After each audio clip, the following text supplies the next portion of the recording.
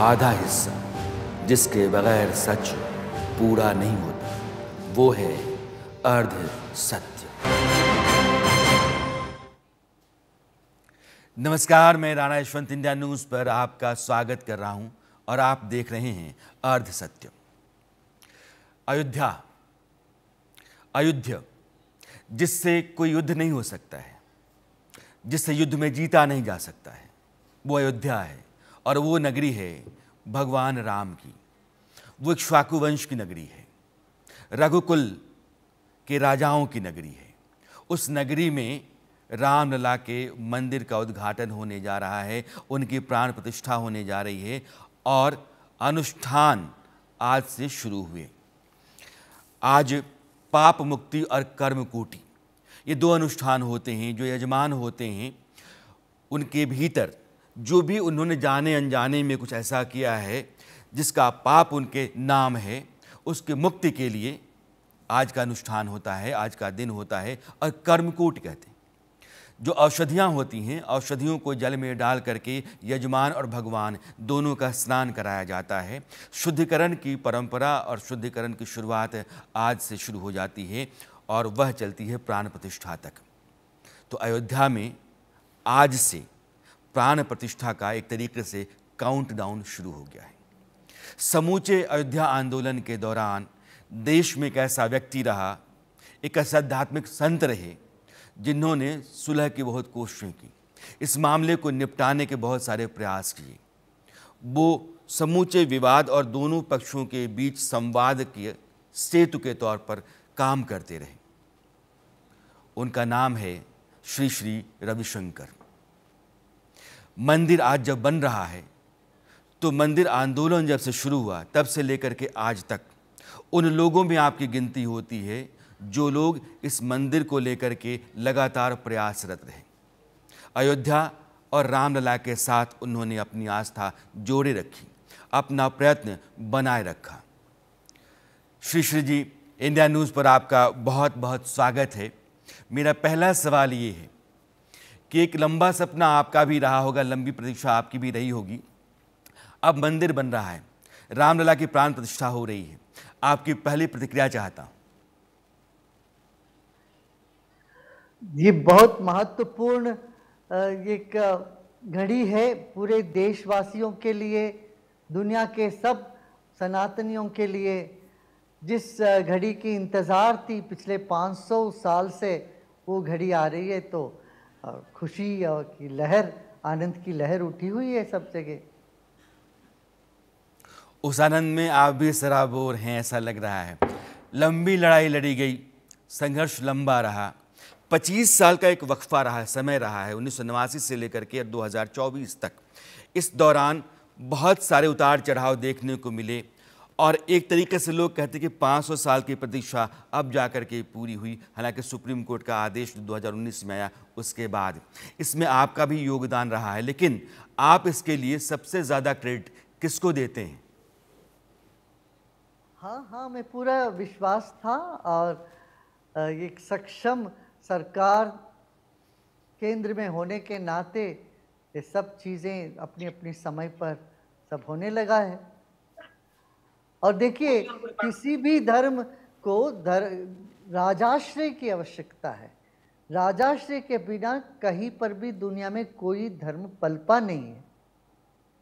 और ये भावना लोगों के दिल में सदियों से रहा है। हमारे सनातन संस्कृति में भारत भर में लोग राम नाम लेके जीते हैं, उठते बैठते राम नाम से, मरते दम तक राम नाम का जाप होता है इस देश में। यहाँ तक यदि भारत का स्वातंत्र मिला है, उसका भी मैं ये कहूँगा कि राम नाम का एक बहुत बड़ा योगदान रहा है। जब भारत देश आज़ाद हुआ तो हमारे महात्मा गांधी जी ने भी राम रघुपति राघवा से शुरू किए और उनके हर सभा में रघुपति राघवा राजा राम की जो धुन से शुरू होता तो लोग अपने दिल से हृदय से जुड़ते थे। दैव भक्ति और देशभक्ति की एक अनूठा संगम दिखने को मिला। इसी वजह से देश आज़ाद हुआ। आज भी हमारे देश प्रगतिशील पथ पर है। इसका एक और कारण है कि लोग अपने दिल से जुड़ रहे हैं और जो काम कर रहे हैं वो भी पूरे हृदय से कर रहे हैं। देखिए, श्रद्धा तो सब में है, मगर आज तक क्या कर रहे थे, अभी तक माने पिछले कुछ एक दशक के पहले तक अपनी श्रद्धा को घर में रखते थे, छुपा के रखते थे, प्रकट नहीं करते थे, शर्माते थे।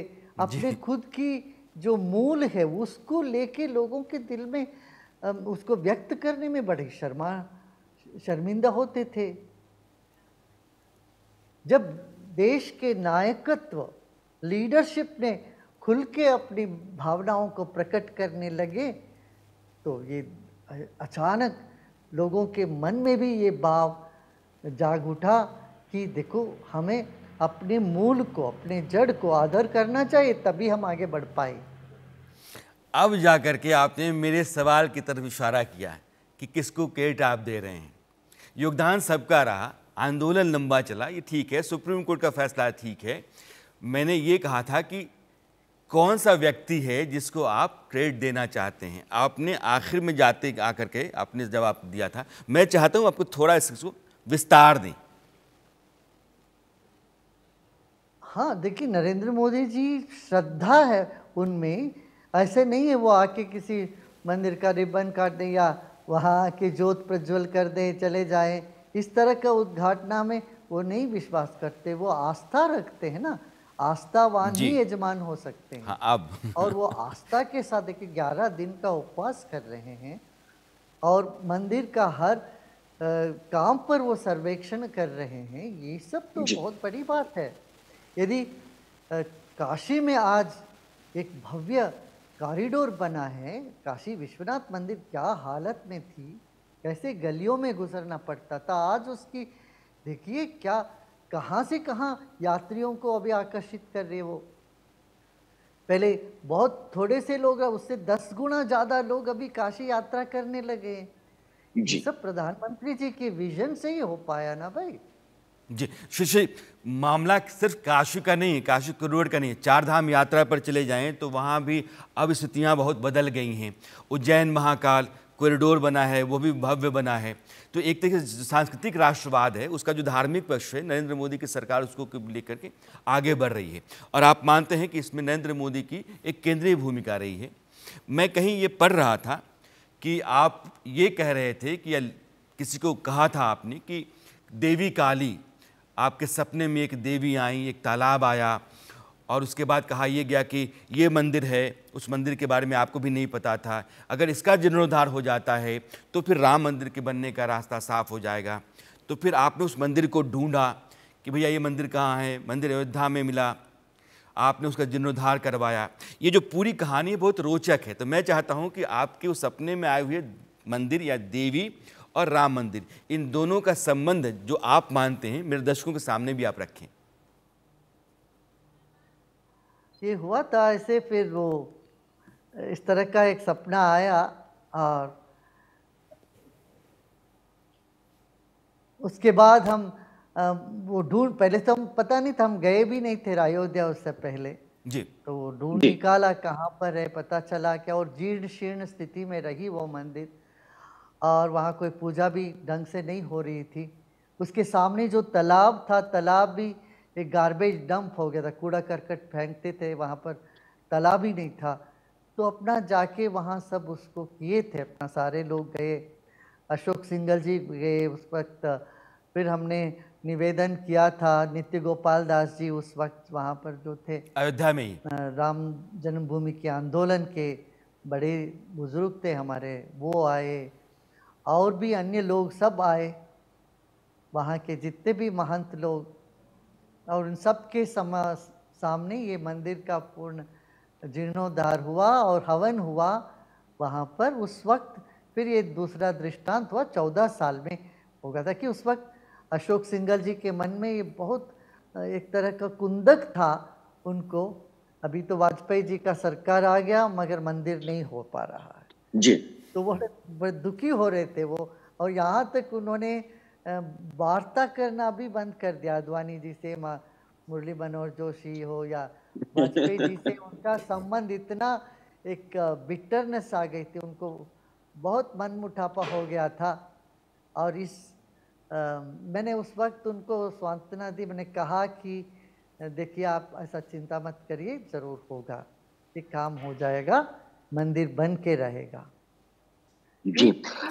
इन शॉर्ट ये कहानी है। और वो देखिए, जब तक माता प्रसन्न नहीं होती तब तक बाकी और कोई चीज़ जल्दी शीघ्र चलती नहीं है। ये सारे प्रकृति की तो माँ वही है, और जैसे वो चलाती है प्रकृति, उससे सब चलते हैं। इसलिए भगवान कृष्ण ने भी दुर्गा जी की आराधना करी है। उन्होंने कहा कि जय चाहिए तो दुर्गा की आराधना करो। ऐसे शिव जी ने की भी आराधना, हमारे श्री राम जी ने भी शिव जी की आराधना करी है। तो इस तरह से दैवी शक्तियों के सहारा से ही कोई भी काम सुचारू रूप से संपन्न होता है। जी, कोई भी काम सुचारू रूप से, शक्ति का संधान करना बहुत ज़रूरी है, शक्ति की पूजा करना बहुत ज़रूरी है। आप श्री कह रहे हैं मंदिर में रामलला की प्राण प्रतिष्ठा होने जा रही है। आप जो बात कह रहे हैं ये बहुत सारे संतों को हमने कहते हुए भी सुना है। जो पूरा संघर्ष रहा है उसमें जितने लोग शामिल रहे हैं मंदिर आंदोलन को लेकर के, कहानी लंबी सी है, लोगों ने बहुत हद तक जाना इसको है। आज जब राम मंदिर बन रहा है, वो जो चीज़ें हो रही हैं इसको लेकर के आप कैसे देखते हैं? उनकी आत्मा तो कहीं पर भी पितृलोक से बहुत आनंदित हो रही है, ऐसा नहीं है कि वो नहीं है। महात्मा इस सपने देखते रहे, वो मैं देख रहा हूँ, उन सब की आत्मा बड़े प्रसन्न है इस वक्त। जी, आपको सिंघल जी याद आ जाते हैं। एक लंबा संघर्ष उन्होंने भी आपके साथ किया था। पूरे भारत के संत राम मंदिर को मैं देख रहा हूं कि लेकर के एकजुट हैं, एक राय हैं, सब में उल्लास उमंग है जैसे देश के बाकी लोगों में है। लेकिन कुछ ऐसे संत हैं, मैं उदाहरण के तौर पे दो शंकराचार्य को आपके सामने रख रहा हूं। एक पुरी के शंकराचार्य निश्चलानंद जी हैं और बद्रिकाश्रम के शंकराचार्य अभिमुक्तेश्वरानंद जी हैं।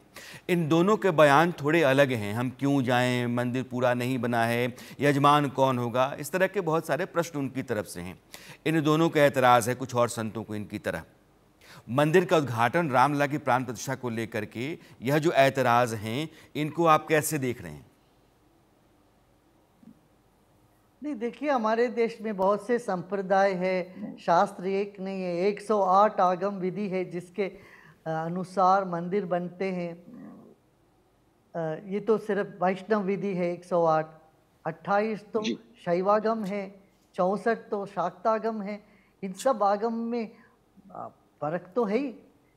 हाँ, वो जो बात अभी मुक्तेश्वरानंद जी कह रहे हैं, शंकराचार्य जी कह रहे हैं कि अधूरे मंदिर में मूर्ति स्थापना नहीं होनी चाहिए, वो उस जगह की बातें जहाँ पहले से कुछ था नहीं रहा हो, नई ढंग से कहीं मूर्ति बना रहे हैं, वो अलग बात है। यहाँ तो रामराज विराजमान है, रामलला कब से विराजमान है, ये तो वहाँ पर उनकी सानिध्य हमेशा रहा है। तो अब उसी सानिध्य को प्रकट ही कर रहे हैं, नहीं तो रामलला को वहाँ से आवाहन नहीं कर रहे, रामलला वहाँ मौजूद है ही। जी। इसलिए अलग अलग अभिमत है, उनके अभिमत से वो सही होंगे शायद, मगर जो हो रहा है मुझे लगता है ये सही हो रहा है। मगर शंकराचार्य जी की सम्मान करते हैं हम, उनका अभिमत अलग है, वो उनका अधिकार है अपना मत को वो प्रकट करने का। मगर हमारा मत तो ये है, देखिए, श्री राम ने शिवलिंग का प्रतिष्ठा पहले करी रामेश्वरम में, बाद में मंदिर बना। ऐसा ही बद्रीनाथ में नारायण पहले विराजमान हो गए थे वहाँ, बाद में राजा महाराजा ने आके फिर वहाँ बद्रीनाथ के मंदिर बनाए। ऐसे केदारनाथ की भी बात है। जितने बड़े बड़े मंदिर है, ज्योतिष लिंग है, स्वयंभू स्थान है, वहाँ सब मंदिर बाद में बना है, पहले वहाँ मूर्ति मौजूद हो गए थे पहले। ऐसे ही प्राण प्रतिष्ठा की भी विधान है, मूर्ति गर्भगृह हो जाए तो प्राण प्रतिष्ठा वहाँ कर सकते हैं। कुछ आगम में ऐसा भी है विधि, गर्भगृह भी ना हो, वहाँ पीठ बन गया हो, वहाँ आसन बन गया, तो उस पर वेदिका के ऊपर स्थापना करने की भी अनुमति है। क्या बात है। श्री श्री ने अब तुषारानंद जी का नाम या निष्ठानंद जी का नाम लिया नहीं, लेकिन दोनों की आपत्तियां जो हैं उनका जवाब आपने दे दिया है। धार्मिक परंपराएं क्या कहती हैं, धार्मिक आख्यान क्या कहते हैं, और जो अभी तात्कालिक मंदिर हैं हमारे सामने, उनका रिवाज क्या रहा है, उनकी कहानी क्या रही है। दरअसल आप जो कह रहे हैं वो सही नहीं है। यह श्री श्री कह रहे हैं उन दोनों शंकराचार्य को।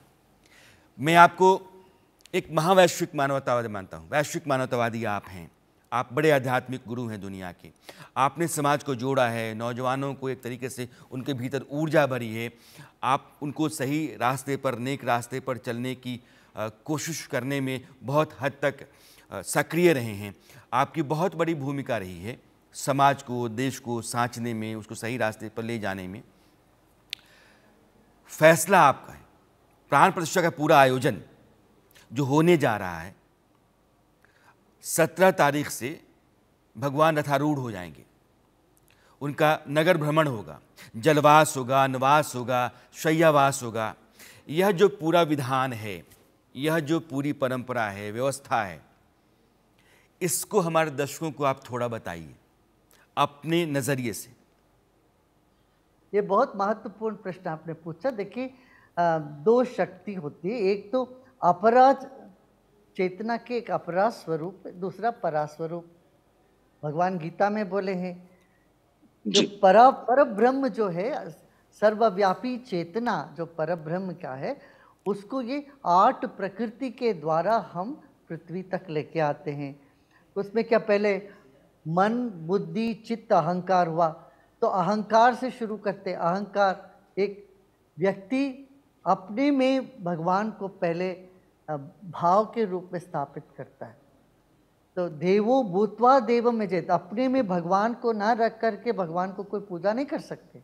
भगवान को खुद जीव में पहले आह्वानित करते हैं, फिर वह जीव मन की शुद्धि से, बुद्धि की विश्वास से उसको फिर आकाश तत्व में लेके आते। जहाँ तक विश्वास नहीं है, जहाँ तक वह आस्था नहीं है और मन शुद्ध नहीं है, मन में तरह तरह की राग द्वेष हो, तो प्राण प्रतिष्ठा बन नहीं सकती, हो ही नहीं सकता। तो पहले भगवान के साथ आत्मसात करना, अहंकार से पार हो जाना, फिर मन में आना, मन की शुद्धि रखना, मन, बुद्धि, चित्त, अहंकार से फिर उसको चित्त शुद्धि होना, फिर आकाश तत्व में मंत्रों के जरिए उसका आवाहन करना होता है। फिर आकाश से वायु, वायु से अग्नि, अग्नि से जल और जल से पृथ्वी तत्व। ये प्रकृति का जो क्रम है, उसी क्रम से प्राण प्रतिष्ठा होती है। तो इसीलिए प्राण प्रतिष्ठा के मंत्र में बोलते हैं मम प्राण, शुरू ही होता है अमुक विग्रह, अमुक भगवान के प्राण, मेरा प्राण है, मैं प्राण आत्मसात कर रहा हूँ। जैसे श्री राम प्राण मम प्राण, श्री राम जीव मम जीव, इस तरह से प्राण प्रतिष्ठा के मंत्र में ही है। सो अपने आत्मसात करते हुए ये पांचों भूतों को लेके करते हैं। विधि है, पहले तो शिला होती है। कहते हैं अर्चकस्य प्रभावेन शिला भवति शंकरा। पहले तो वो शिला है, उसमें दैवत्व जागृत होने के लिए पहले उसको जलादिवास, उसको पानी में रखते हैं। फिर धान्यों का कणज में वो उसमें रखते हैं, तरह तरह की धान्य उसमें लगा के उसमें रखते हैं। उसके बाद उसके ऊपर जड़ी बूटियों को उगाते हैं। उस मूर्ति के ऊपर तरह तरह की जड़ी बूटी, 9 तरह के जड़ी बूटी, नवग्रह की धान्य, ये सब उगाते हैं मिट्टी डालकर। उसके बाद उस मूर्ति को, माने उस जीव उसमें आने लगता। फिर सूर्य किरण से उस मूर्ति में शक्ति की स्थापना करते हैं। इस तरह से विधि अद्भुत विधि है। यदि हम प्राण प्रतिष्ठा की विधि ही ले लेते हैं, अद्भुत विधि है। हाँ, इसमें जो शुरू मुख्य यजमान के रूप में हवन करने वाले तो सन्यासी, साधु सन्यासियों के लिए नहीं है, वो तो गृहस्थ करते हैं। उसके बाद जब प्राण प्रतिष्ठा होती है तब जी देश के प्रमुख और साधु संत सब उसमें मौजूद होते हैं, सब भाग लेते हैं। तो इसमें दो यजमान होते हैं, जैसे एक तो यजमान जो हवन करने वाले जी ये सब विधि विधान से कर रहे हैं वहाँ, इसमें कोई शक नहीं है। इसमें किसी को ऐसी भ्रम करने की ज़रूरत नहीं है। तो कुछ लोगों ने तो कह दिया कि इससे उत्पात हो जाएगा, ये हो जाएगा, वो हो जाएगा। मेरे हिसाब से तो वो सब नहीं, और साधु सन्यासी गुरुओं में ये सामर्थ्य है, वो ये सब थाम सकते हैं। श्री अभी आपने एक इशारा किया कि कई तरह के बयान आ रहे हैं, दलों की तरफ से, राजनेताओं की तरफ से, संतों की तरफ से भी। एक बड़ी कम्युनिटी है जो ये कह रही है कि आप सहम के रहो, संभल के रहो, ख़तरा है, घर से बाहर नहीं निकलो। कुछ नेता कहते हैं कि मस्जिदों को आबाद करो, मंदिर आपके मस्जिदों पर बनने लगे हैं, आपकी मस्जिदों के ऊपर जालिमों की नज़र है।